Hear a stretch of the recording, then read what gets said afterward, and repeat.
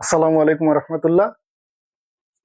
সুপ্রিয় শিক্ষার্থী বৃন্দ, আমরা বিদ্যানীর শিক্ষা পরিবারের পক্ষ থেকে গত ক্লাসে বীজগাণিতিক যোগ বিয়োগের একটা ক্লাস করেছিলাম। সেই ধারাবাহিকতায় আজকে আমরা ষষ্ঠ শ্রেণীর পাঠ্য বই থেকে বীজগাণিতিক যোগ সংক্রান্ত যে সমস্যাগুলো আছে তার কিছুটা সলভ করার চেষ্টা করব।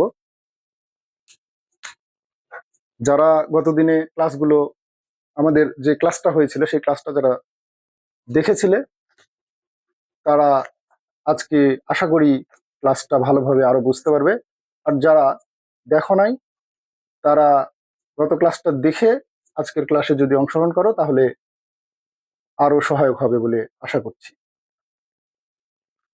তো আসো আজকে আমরা বই থেকে কয়েকটা যোগ সংক্রান্ত অঙ্ক সলভ করব।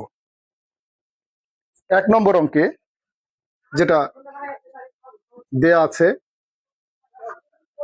প্রথম রাশি 3a + 4b, 3a + 4b, দ্বিতীয় রাশিতে আছে a + 3b, a + 3b। আমরা যখন যোগ করব এর আগে বলছিলাম যে সমজাতীয় চিহ্নের রাশিগুলো ওই চিহ্নই দিয়ে এক জায়গায় যোগ, আর আলাদা চিহ্ন হলে বড়টা সংখ্যার চিহ্ন, বড় সংখ্যার মধ্যে ছোটটা বাদ। তো এখানে আমরা 3 এর পাশেও প্লাস পাচ্ছি, অর্থাৎ কোনো চিহ্ন নাই মানে প্লাস আছে। দ্বিতীয়টাতেও এর পাশে কোনো চিহ্ন নেই মানে প্লাস আছে, তাহলে দুটাই প্লাস। তাহলে আমরা ওই চিহ্ন দিয়ে এক জায়গায় যোগ, প্রথমে প্লাস দেওয়ার দরকার নাই। তাহলে 3টা এ আর এখানে একটাই, তাহলে কটা হলো? 4টাই, অর্থাৎ 4a। এখানেও প্লাস এখানেও প্লাস, তাহলে এখানেও প্লাস। আমরা এটাও যোগ করে দিব যেহেতু দুইটাই একই চিহ্নের, তাহলে 4 আর 3 7b, অর্থাৎ 7b। আমাদের এটাই ফলাফল। খুব সহজ, আশা করি বুঝতে পারছো। এভাবে আমরা যদি আরো দুই একটা সলভ করতে চাই, 2 নম্বর কি আছে? 2a + 3b, 2a + 3b, তারপরে 3a + 5b, 3a + 5b। তারপরের লাইন আছে 3টা রাশি এখানে, 5a + 6b, 5a + 6b।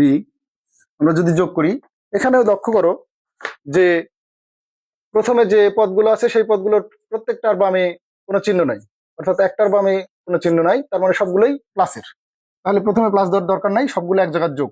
5 3 8 আর 2 10, অর্থাৎ 10a। এখানেও দেখো সবগুলোই প্লাসের আছে, তাহলে ওই চিহ্নই দিয়ে আবারও এক জায়গার যোগ, তাহলে ওই চিহ্নই দিলাম প্লাস। যোগ করবো 5 6 11 আর 3 14, অর্থাৎ 14b। তাহলে এইটাই আমাদের ফলাফল। খুব সহজ, এখানে কঠিন কিছুই নেই। আমরা যদি একটু পরে যাই, সিরিয়ালে অঙ্ক না করি, কারণ সিরিয়ালের অঙ্কগুলো আশা করি তোমরা পারবে। একটু আলাদাই যে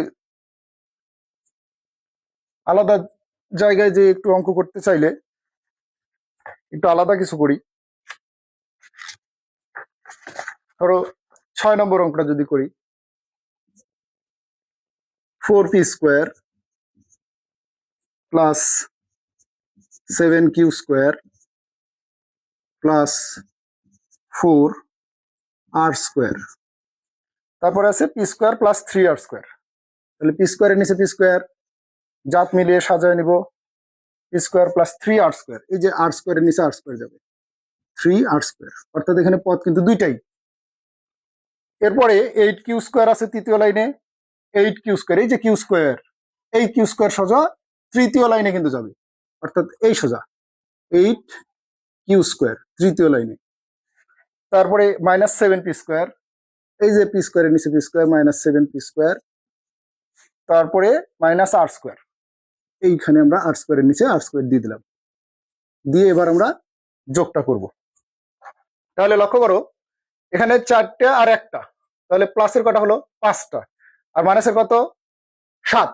তাহলে আমরা বড়টার চিহ্ন যদি নিই, যেহেতু দুটো আলাদা চিহ্নের, একটা প্লাসের আসতেছে একটা মাইনাসের আসতেছে, তাহলে প্লাসের 5 মাইনাসের 7, তাহলে বড়টার চিহ্ন চোখ বন্ধ করে মাইনাস, বড়টার মধ্যে ছোটটা বাদ, তাহলে 7-এর মধ্যে 5 বাদ, তাহলে 2p স্কোয়ার। এখানে আমরা প্লাসের, এটাও প্লাসের পাচ্ছি, দুইটাই প্লাসের, তাহলে ওই চিহ্নই দিব, এক জায়গায় যোগ, 8-এর সাথে 15q স্কোয়ার। এখানে আমাদের দুইটা আছে প্লাসের, তাহলে প্লাসের হচ্ছে 4 আর 3 7, আর মাইনাসের আছে 1 একটা, তাহলে 7 যেহেতু বড়, তাহলে বড়টার চিহ্ন প্লাস, বড়টার মধ্যে ছোটটা বাদ, তাহলে 7-এর মধ্যে 1 বাদ দিলে 6, অর্থাৎ 6r স্কোয়ার।